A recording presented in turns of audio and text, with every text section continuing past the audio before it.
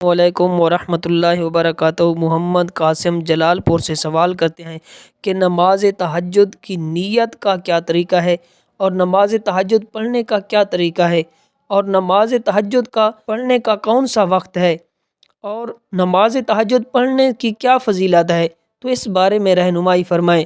تو محمد قاسم نے بہت ہی اچھا سوال پوچھا ہے۔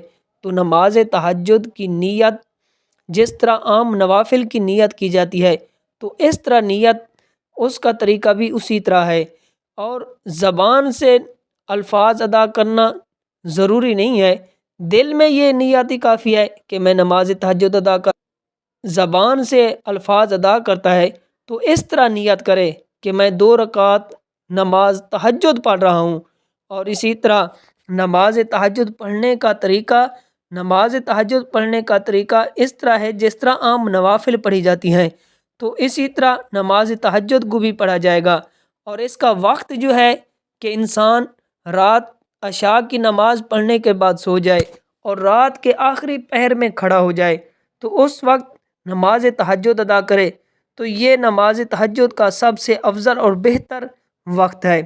اور نماز تہجد پڑھنے کی فضیلت کے بارے میں کہ حضور نبی کریم رؤوف رحیم صلی اللہ علیہ وآلہ وسلم بہت زیادہ نماز تہجد ادا کرتے کہ ساری رات کھڑے ہو جاتے کہ آپ کے قدم مبارک پر ورم آ جاتی۔ حضرت عائشہ صدیقہ سے روایت ہے کہ حضور نبی کریم رؤوف رحیم صلی اللہ علیہ وآلہ وسلم تہجد کی نماز میں اتنی طویل قیام کرتے کہ آپ کے قدم پھٹ جاتے۔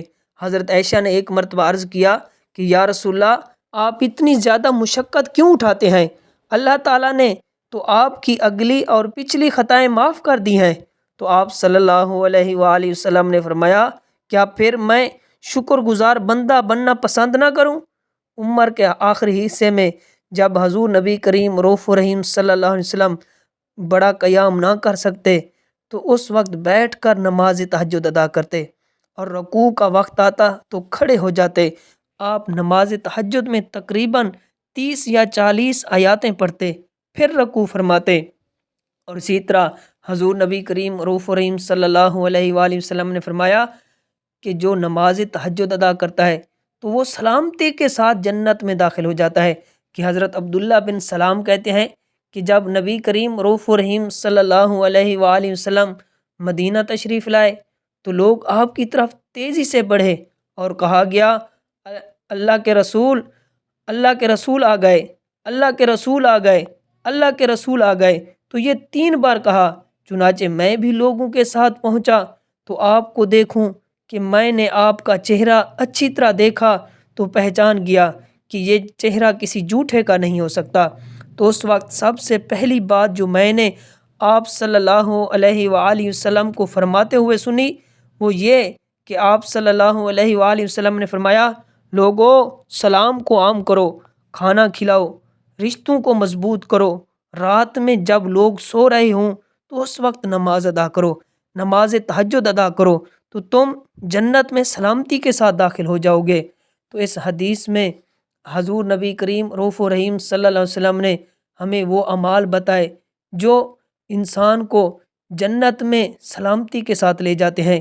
اسی طرح حضرت ابو امامہ فرماتے ہیں کہ حضور نبی کریم رؤوف رحیم صلی اللہ علیہ وسلم سے روایت ہے کہ حضور نبی کریم رؤوف رحیم صلی اللہ علیہ وآلہ وسلم نے فرمایا کہ تم رات کو تہجد لازمی ادا کیا کرو، کہ اس لیے کہ وہ تم سے پہلے نیک لوگوں کا شیوا تھا، وہ تمہیں قریب کر دیتی ہے اور گناہوں کو مٹانے والی ہے اور برائیوں سے روکنے والی ہے۔ تو اس حدیث میں کہ 4 خصوصیات کا ذکر کیا گیا ہے کہ نماز تہجد جو ہے یہ نیک لوگوں کا طریقہ ہے، اور نماز تہجد انسان کو اللہ کے قریب کر دیتی ہے اور انسان کے گناہوں کو مٹا دیتی ہے اور انسان کو گناہوں سے محفوظ کرتی ہے، گناہوں سے بچاتی ہے۔ تو اللہ تعالیٰ کی بارگاہ میں دعا ہے کہ ہمیں بھی نماز تہجد ادا کرنے کی توفیق عطا فرمائے۔ Subscribe to Mufti Akmal Mujahid online and press the bell icon for more videos.